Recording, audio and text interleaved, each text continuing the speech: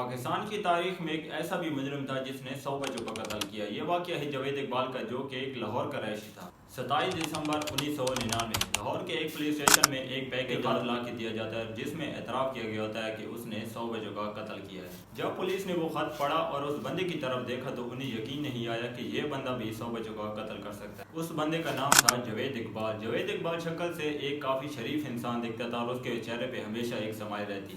خیر پولیس نے اس کو باہر نکالا اور اس کیس کو فضول سمجھ کے ایکسپٹ نہ کی۔ جب پولیس نے اس کی بات نہ مانی تو اگلے دن وہ سیم پیکیج اور سیم ڈائری ایک اخبار کو جا کر دیا۔ اس خط میں سب کو لکھا تھا کہ اس نے کتنے بچے مارے، کب مارے اور کس ڈیٹ کو مارے، اور سب کچھ اس خط میں بیان تھا۔ اور اس خط کے آخر میں یہ بھی لکھا تھا کہ اگر میری باتوں پہ یقین نہیں آتا تو آ کے میرے گھر چیک کر لیں۔ پھر اس نے ایسا کیوں کیا؟ کیوں اس نے 100 معصوم بچوں کی جان لی؟ یہ کہانی شروع ہوتی ہے تقریباً اس سے 1 سال پہلے۔ جاوید اقبال ایک کافی امیر گھرانے سے تعلق رکھتا تھا۔ جاوید اقبال کا ذاتی کاروبار اور لاہور میں ایک گھر تھا جس میں وہ اکیلا رہتا تھا۔ ایک دن جاوید اقبال کو لاہور کی گلیوں میں ایک 12 سالہ بچہ ملا۔ اس بچے کا نہ تو کوئی گھر تھا، وہ مانگ کے کھانا کھاتا اور فٹ پاتھ پر سوتا۔ اقبال نے اس کو آفر کی کہ تم میرے گھر کے چھوٹے موٹے کام کیا کرو، میں تمہیں اس کے بدلے میں کچھ پیسے دوں گا۔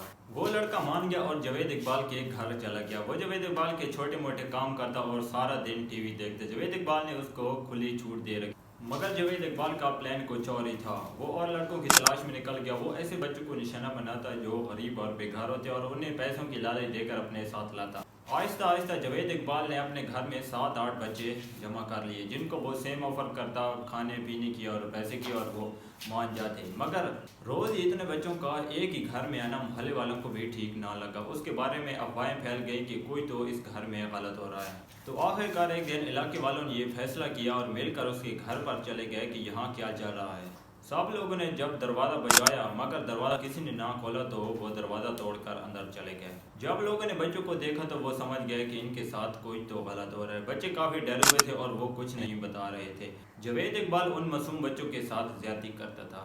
جب لوگوں نے یہ سب کچھ دیکھا تو وہ جاوید اقبال کی تلاش میں نکل پڑے، اور کچھ لوگ موجود تھے جنہوں نے جاوید اقبال کے گھر کے ساری چیزیں توڑ دی۔ بہت دیر تلاش کرنے پر جب جاوید اقبال ان لوگوں کو نہ ملا تو کسی طرح ان لوگوں کو جاوید اقبال کے ابو کی دکان کا پتہ چل گیا، تو سارا ہجوم اکٹھا ہو کر اس کے ابو کی دکان پر چلا گیا۔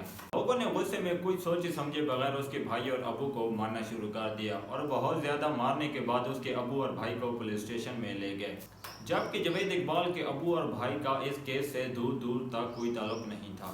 جاوید اقبال کے ابو نے پولیس کا ساتھ دیا اور کسی بہانے سے جاوید اقبال کو اپنے پاس بلایا اور گرفتار کروا دیا۔ اب تک جاوید اقبال نے کسی بچے کو قتل نہیں کیا تھا، مگر وہ چھوٹے چھوٹے بچوں کے ساتھ زیادتی کرتا تھا۔ خیر عدالت نے جاوید اقبال کو اتنے بڑے جرم کی صرف 6 مہینے سزا سنائی۔ جب جاوید اقبال 6 ماہ کی سزا کاٹ کر واپس آیا تو اس نے لاہور کے ایک نئے علاقے میں گھر لیا اور وہاں رہنے لگا۔ باہر آنے کے بعد جاوید اقبال کچھ عرصے تک تو نارمل رہا، مگر آرام سے وہ اپنی پرانی حرکتوں کی طرف واپس آ رہا تھا۔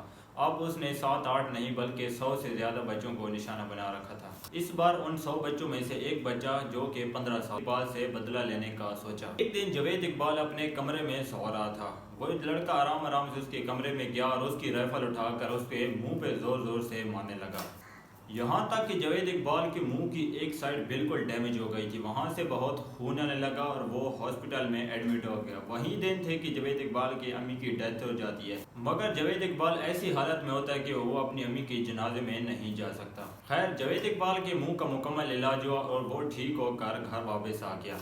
خیر جاوید اقبال جیسے ٹھیک ہو کر گھر آیا تو وہ ایک بچے کو مارنے لگا۔ وہ پہلے بچے کو مارتا اور پھر اس کے جسم کے ٹکڑے ٹکڑے کر کے تیزاب میں حل کر دیتا۔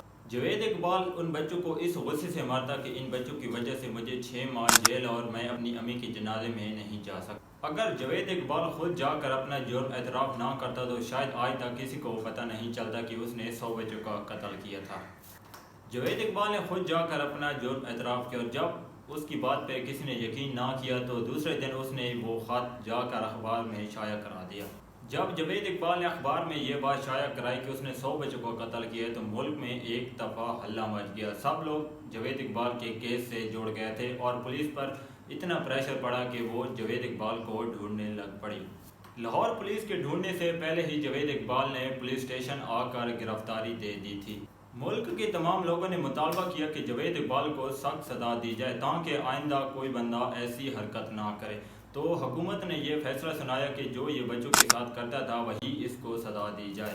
جاوید کو یہ سزا سنائی گئی تھی کہ اس کے جسم کے ٹکڑے کر کے تیزاب میں حل کیے جائیں اور وہ بالٹیاں روڈ پر لائی جائیں تاکہ لوگ اس سے عبرت حاصل کر سکیں، مگر جاوید اقبال نے ایک دن پہلے ہی سزا سے خودکشی کر لی تھی اور یہ واقعہ 21ویں صدی کا سب سے خوفناک واقعہ تھا۔ تو یہ تھا آج ہمارا جاوید اقبال پر ایک چھوٹا سا واقعہ۔